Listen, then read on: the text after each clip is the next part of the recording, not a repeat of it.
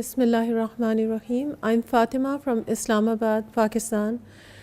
Before I begin, I would like to congratulate Imam Hussain TV for their good performance and for running such a good television channel. We watch it in Pakistan as well and enjoy almost everything they show.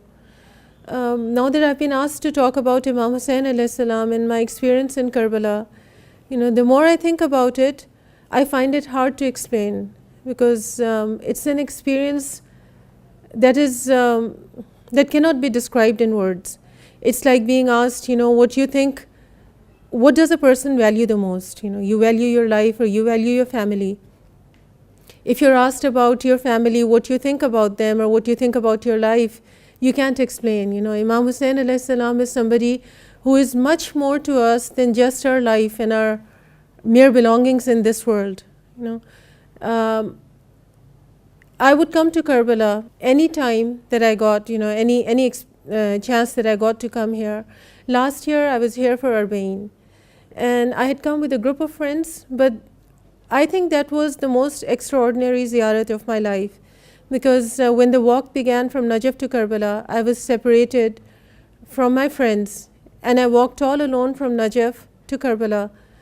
The first night I was scared. I was wondering what would happen because I didn't know the language. And then all of a sudden it was like Imam Hussain alayhi salam sent somebody for me. I made friends with this Iranian lady who said to me, nobody knows that you're alone. When you've come from Imam Hussain alayhi salam, he's with you. He's with you, he will accompany you. And all the fear went away instantly. It was like Imam Hussain alayhi salam was there with me throughout the walk. And I don't remember each and every experience, sitting here. I can't describe the intensity of the feelings. I don't remember all the tiny details, but each and every minute it was like Imam was with me. He was walking with me. And when the walk ended, I think it was a day later when I was sitting in my room, I really cried, thinking of that road, wanting to go back to that road. Because when you're walking, it's like Imam is with you. And when the walk ended, I remember I couldn't get united with my friends for some reason. And I didn't know where to go. The day of the Arbaeen had passed, the 3 days had passed, and I was all alone. I didn't have my family with me. I didn't know where to go. I couldn't get a room for myself. And that was the time that I thought of Hazrat Zainab Salaamullah Alaiha and what she went through. I thought of the Ahlul Bayt alayhim salam, what they went through, because I had a chadar on my head. I had money with me. I was thinking of them and the conditions that they went through. But Imam Hussain alayhi salam helped me so much that, it was miraculously. I got a room in one of the guest houses of the Haram itself, and I stayed there for about 10 days. And when I went to Najaf, once again, I got to stay in one of the guest house, of Amir al-Mu'mineen alayhi salam. And I think that was one of the most beautiful experiences of my life that I had last year. This year as well, I wanted to bring my kids for Arbaeen, but unfortunately, I couldn't make it.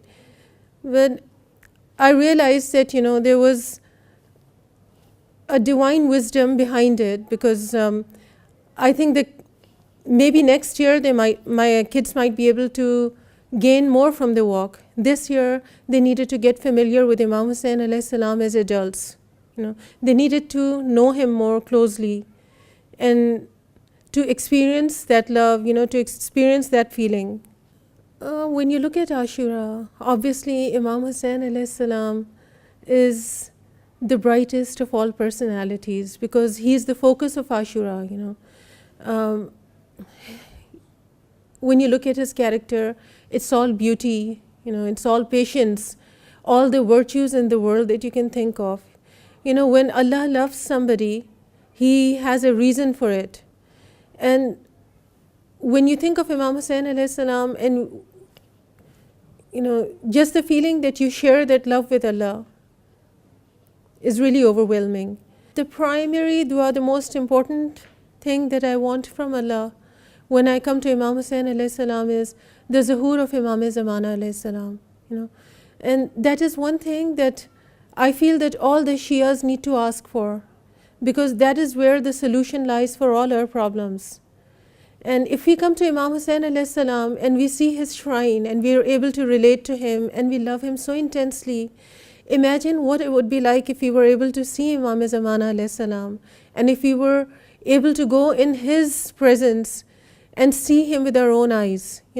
That is the most important thing I ask of Allah, to bless us with the presence of our Imam Zamana alayhi salam, to enable us to see him. If I was able to see him and to ask him for something, I would like to lay down my life for him, because I think that is the most precious thing that a person has. And that is something that we have learned from Karbala. I know that when Imam Zamana alayhi salam comes, he would have a lot of difficulties, he would have a lot of problems, and he would need people who love him and who are willing to sacrifice for him. And I would like to help him in any way that I can and lay down my life for him. And I would like to offer my children to him. I made a pledge in Samara when my 3 kids were really young. I asked Bibi Narjis Khatun Salam Alaiha to accept my children as a gift for his son, and for her son. And I hope that she will accept my gift. Well, I think, when you're bringing up kids, I think the most important thing is to introduce the love of Allah, to make them familiar with the love of Allah, and to introduce the Ahlul Bayt alayhim salam to them. And for that, you need to bring them for ziyarat. You need to talk about them. You need to give them examples of how the Ahlul Bayt alayhim salam tackled the problems themselves, how patient they were, what were their virtues. And then, just bringing it, I think, whatever you do as a mother, it's not enough. The most important thing is that you bring them to a masoom and ask them to take over. And it's really them who bring your kids up. You think that you're doing it, you're not doing it. It's really the Aima alayhim salam who are doing it, who are bringing up your kids and taking care of them. I would like to beg all the Shias to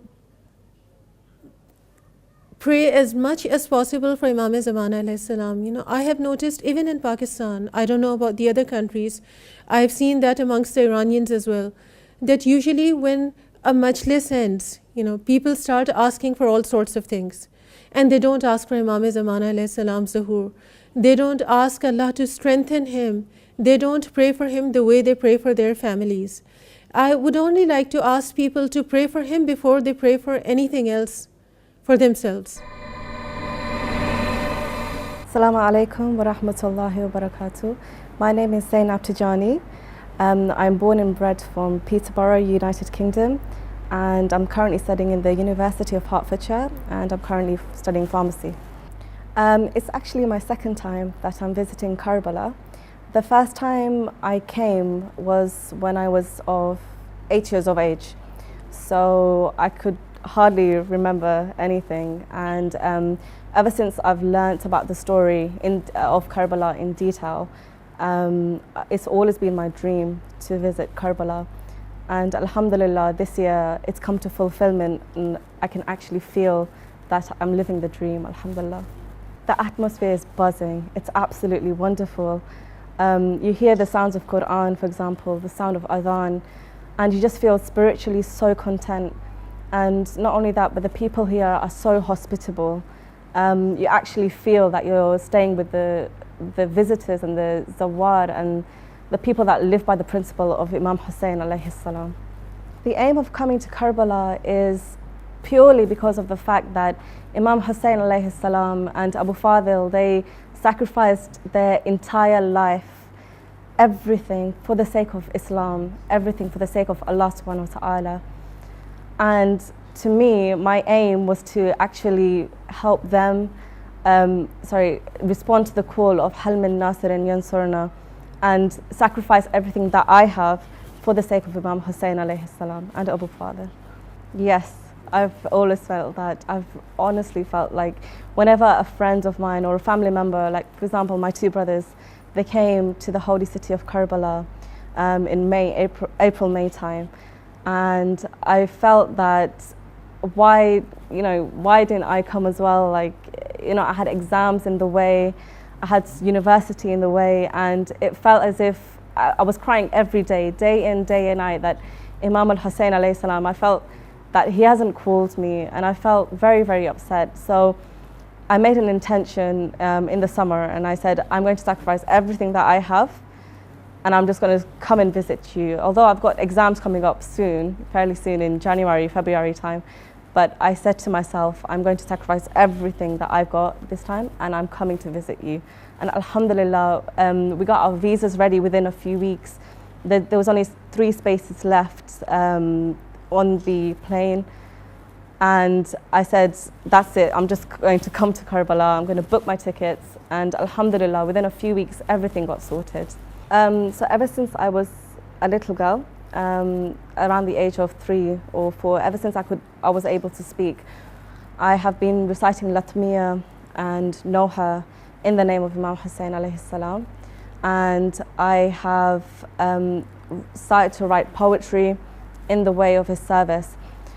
And I have actually helped my 2 brothers, who are the Tejani brothers, in their recording. So composition of the tunes, writing the poetry, for example, in some places, and just working behind the scenes and making sure that everything in the CD is well, and making sure that the poetry is right, the composition is right.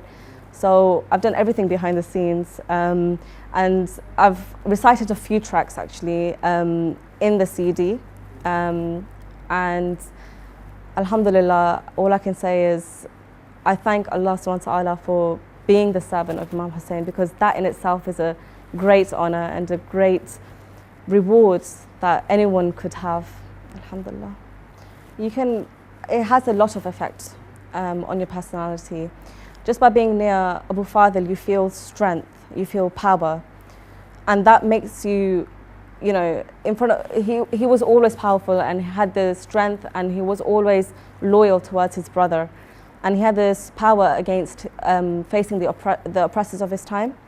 So Umar ibn Sa'ad and all the oppressors. When you go to Abu Fadl's shrine, you feel a sense of strength, you feel a sense of power. The reason why you feel that is because he was always powerful, and he always had strength against the enemies of his time, such as Umar ibn Sa'ad. And you actually feel that the people that are oppressing you, you actually look up to Abu Fadl, saying that, okay, Abu Fadl, he was powerful against the people of his time. So I can use that in my personal life, and the people that are oppressing me, I can use his principles to actually stand up to them, but in a mannerful way that he showed against the people of his time. When you go to Imam Hussein alayhi salam, you feel a sense of peace, you feel a sense of love, and it can have an effect on your personality in a way that he sacrificed everything that he had for Allah subhanahu wa ta'ala, and that made him be selfless as a human being, and towards other people as well. And it has an effect on your own personality, because you can apply that to your own life, and you can be selfless and give to other people, no matter if they're nice to you, no matter even if they're cruel to you. You just give, like he gave, like Imam Hussein alayhi salam gave. I think I interact most with Sayyidah Zainab salamullahi alayhi. The way she was loyal towards her brothers, the way that she and her brothers were always together, and Abu Fadl was always her protector, and Imam al-Hussein as well. And I feel that Sayyidah Zainab, she sacrificed her 2 sons as well for the sake of Abu Abdullah, for the sake of Allah subhanahu wa ta'ala. And I feel that if it wasn't for her, we wouldn't have Islam today. And I feel that she's my source of strength, my source of nobility, and she's my sense of strength against everybody, against all the oppressors of the time. So I feel that I interact with her the most, in a sense of loyalty, compassion. She was very compassionate as well towards her brothers and towards her whole family as well. So I feel that I interact with her the most. I feel that when I'm in Abu Fadl's shrine, I feel that the dua that I can, he's Babul Hawaj at the end of the day. He's the fulfiller of all requests. You just have to knock on his door and he will answer you. Going to his shrine, I can feel the connection. I can feel the love, the compassionate feeling when I enter his shrine. And I feel that as soon as I enter it, as soon as I look at the shrine, he knows what I'm asking for, and he knows that what I want, and I can feel that he's already answered it before I've even left the shrine. During Imam Hussein, when I enter his shrine, I just feel a sense of emotion. It's a very emotional feeling, and it just feels that he sacrificed all that he had for Allah subhanahu wa ta'ala. Everything, his family, his wealth, his health, everything that he had in the service of Allah. And I feel that just by going to his shrine, I just feel that I've wanted nothing else except visiting his shrine and actually saying to him that, oh Imam Hussein, I've lived by your principles, I've tried to live by your principles throughout my life. And being here in itself is just a dua in itself. I've wanted nothing else in life except by just visiting your shrine, and I feel that he's answered everything that I've ever wanted.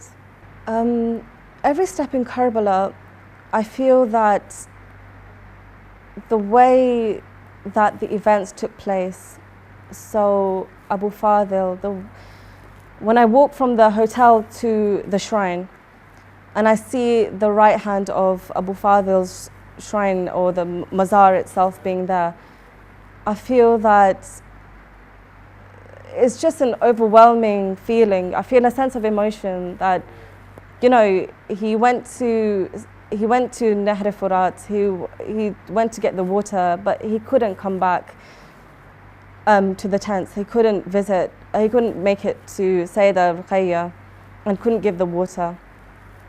And you just feel that, you know, every step you take towards Abu Fadil, you just feel that you remember the events that took place, and you go to Imam Hussein alayhi salam and you see the Qatl-e-Gah where he was struck and where he got dragged from the place that he was struck to the actual burial site.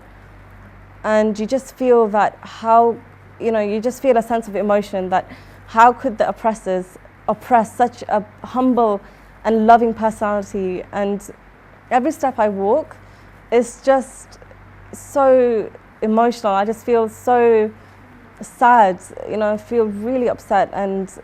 But then I feel that what can I do to help propagate the message of Imam al-Hussein? What can I do to help serve these holy personalities? And I feel that living in their way, just following their principles, that's the only way I can try and spread their message. And also it doesn't have to be Muslim, it can be non-Muslim as well, to a Christian, to a Jew. You just have to show your humble personality to make them realize who Imam Hussein is and who Abu Abdullah is. And when they start learning about who they are, they start to actually change in their personalities. I've actually talked to a few people who are Christians, who are Jewish as well, from a Jewish background, and they went home, they went to study about Imam al-Hussein alayhi salam, and they came up to me and they were like, I can't believe that this is who Imam Hussein is. I can't believe this is what Islam is all about. And I said, if you read up more about it, you will actually start to realize that Islam is not a form of Daesh. It's not a form of Boko Haram that's going on right now. It's actually a form of love. It's a form of peace. And that's what you get when you just be in Karbala itself. And that's what I felt in Karbala. I felt a sense of warmth, a sense of love, and a sense of emotion as well. But it's just, I can't describe it in words. Every step of the way is just so emotional, especially from Tilla Zainabiyya as well, where Sayyidah Zainab saw her brother being martyred. As a sister, I can feel the pain. I can feel that what she went through must have been so, seeing her brother fall from the horse to the ground and lying upon a bed of arrows with 12 strikes to her brother. I can feel the pain, I can feel it's just emotional. I can't describe it in words. The final message to the viewers is that have the intention of coming to Karbala, make an intention. Say that I'm going to sacrifice everything that I have for the sake of Imam Hussein. You watch how Imam Hussein does wonders for you.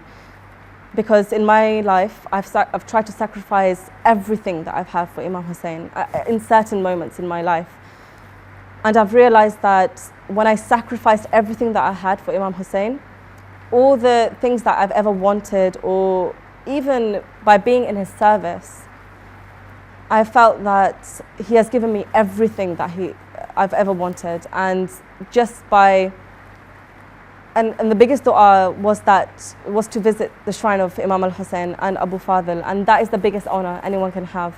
So I say to the people out there, just make an intention, have a pure intention, and try and visit Abu Abdullah at least once in your lifetime, and trust me, it will be wonders for you. And you will see wonders happening within your life. And even by being here, it's a wonder in itself. What more can a Shia of Ali ibn Abi Talib want, other than being in a land where the Imam, your masters, are buried? This is the biggest one. This is the biggest need that anyone could want. So I just say to the people out there, try and live by the principles of Imam al-Hussein alayhi salam as well. If you can't visit the shrine of Imam al-Hussein, there are different forms of ziyarah that you can do, such as visiting the graves, for example, of the marhumeen, of the people that have passed away. And also you can give out charity as well in the name of Imam al-Hussein. That's a form of ziyarah in itself. So if you can't make it, try and do these other forms of ziyarah, and Imam al-Hussein is always watching, and I'm sure that he will accept them every time, inshallah.